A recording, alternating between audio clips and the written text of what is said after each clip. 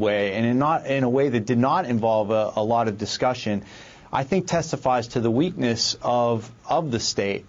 The fact is that Bouteflika, when he came into power, had a real opportunity, I think, to move forward with social development as a way of taking advantage of the security and stability that he was able to achieve by opening up the political process to a more degree, to improving the economic situation for the vast majority of people, to invest in universities so that people would have greater opportunity and taking advantage of that calm. Instead, he relied on the oil boom to take care of the people, and I think the vast majority of Algerians feel that the elite is corrupt in Algeria and are dismayed by this move. Okay. And I think it testifies to weakness, not strength. Okay. Amal, your comments? You know, I think we have to understand what is the context of the political arena since 1992 in Algeria. Algeria is still a country under the state of emergency,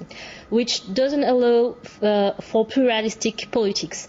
And then now you have a new generation, a post-terrorism or terrorism generation, who grew up in the middle of violent environment, who don't trust politics anymore, and we are in some way losing the sense of citizenship, we are losing the sense of the vote, we are losing the sense of the elections, and that's the main danger with the third term, is that people don't trust politics anymore, institutions are totally disconnected from citizens. The fact that this has been voted by the parliament, whether by a public referendum, is so, it is the sign that people in Algeria are not interested and are not trusting politics anymore. Okay. Jean, your comments before we go on to another issue. Well, I understand very well Amal Bouteflika's comments, as well as Mourad Dhina, who, of course, is in the opposition. I respect that.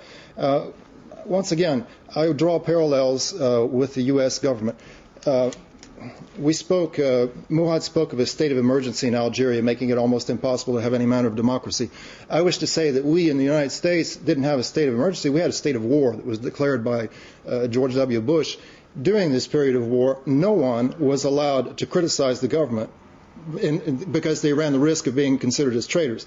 But we also have to come back to the basic principle of democracy. Alexis de Tocqueville in Democracy in America, he gave a warning that very few people have ever heeded. He said that, speaking of the United States, that whenever there was no separation of powers, there would become a tyranny. And we have just come out of a period of virtual tyranny. Okay, Scott, you feel there's just no comparison there?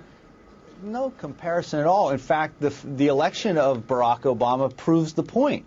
The fact is that if the United States didn't have a constitution which allowed for peaceful alternation of power, then, Jean, what you're talking about would be unchangeable, whether the United States would have to resort to rising up in some sort of civil war. No.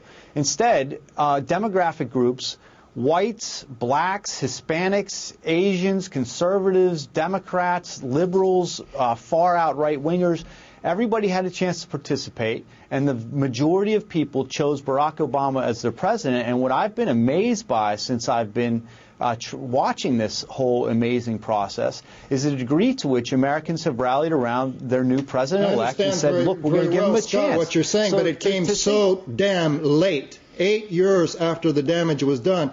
And when George Bush was running for his second mandate, I was appalled at Democrats federating behind him because we were in a state of war and they were afraid to criticize the man. And like I said, he changed the laws of our country. John Ashcroft virtually sodomized our institutional system. And where is John Ashcroft now? The fact is, the rats leave the ship. How many members? Yeah, let's get back to Algeria. This really isn't an argument about U.S. democracy. Your point's taken that if you don't think the U.S. or Western democracies are in a position to criticize Algeria. But hold on. It's a very good, pertinent parallel. We're good at bashing Algeria and other countries, and we need to look at our own government. And it's good to make a comparison.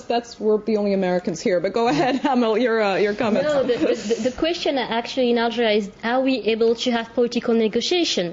Are we able to discuss the fact that Bouteflika will be re-elected? Do we have an opposition able to bring an alternative project? All the answers to these responses, please, are no. And this is not because we don't have people in Algeria don't have capabilities. They are not willing to join the political process. It's just because they are not allowing to. And it's very interesting that since Bouteflika has been in power, we have witnessed a kind of super presidential force above all political parties. And you can see it in civil society in Algeria. Everybody who is willing to have a home or to get married or to see an improvement in daily politics or policies that are framing the life of Algerian people is addressing his demands to the president. Okay. Amal, we're unfortunately going to have to interrupt you because we need to take a break now for news and weather. But we will continue this discussion after that time. All of our panelists return, so do stay with us.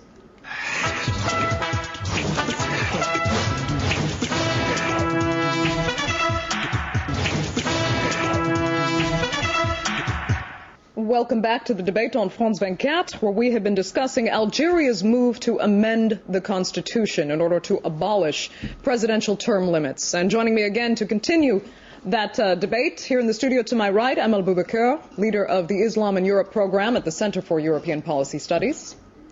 Here to my left, Jean Lemort, a writer and specialist on Algeria. Via satellite from Geneva, Dr. Mourad Dhina, co-founder and member of the Secretariat for the Rachad movement, an opposition movement. And via satellite from Washington, Scott Carpenter, senior fellow at the Washington Institute for Near East Policy and former Deputy Assistant Secretary of State for the Bureau of Near East Affairs. Thanks all so much for joining us tonight. Amel, let me begin with you. As you know, Bouteflika's critics say the vote itself to amend the Constitution, which passed by a margin of 500 to 21, just 8 abstentions, was not a secret ballot.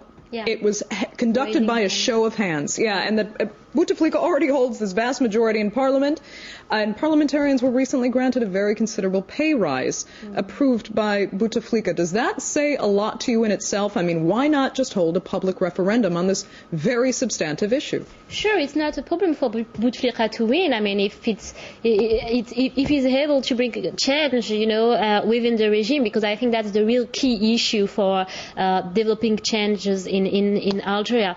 But the problem is the way it has been conducted, and during 6 months they went totally silent on the issue of a third term. After a lot of debates, public debates in the press, on TV and so on, they went totally silent. In my opinion, it was the sign that they didn't know exactly what to do for the presidential election. And then 1 month ago, or even a little bit more than that, they just raise the issue again, and without any public consultation, without any, poll on the opinion of Algerian on this issue. Yeah. Mourad, Dhina, do you think it would have been fair to hold a public referendum on this issue? Well, I wish we were at that point. The problem is, as I said before, you cannot imagine any real political life under the state of emergency. And here the situation in Algeria is totally different, and I may disagree with Jean Lemort than from the United States, although I agree with him about George Bush and his policies. But you see, we are in a country which suffers from many sides. It suffers because it has a dictatorship, and let me remind you that Bouteflika is not really the real power and regime in Algeria. He is just the political facade of the military intelligence, and he has not been elected by the people initially, but first by the military intelligence, and there was a deal between them. And so, I mean, talking about referendum, yes, technically, I say that even this change with such a big change in the Algerian constitution is not constitutional, because Article 176, as I said before, forbids any such kind of change in the Algerian constitution only through referendum.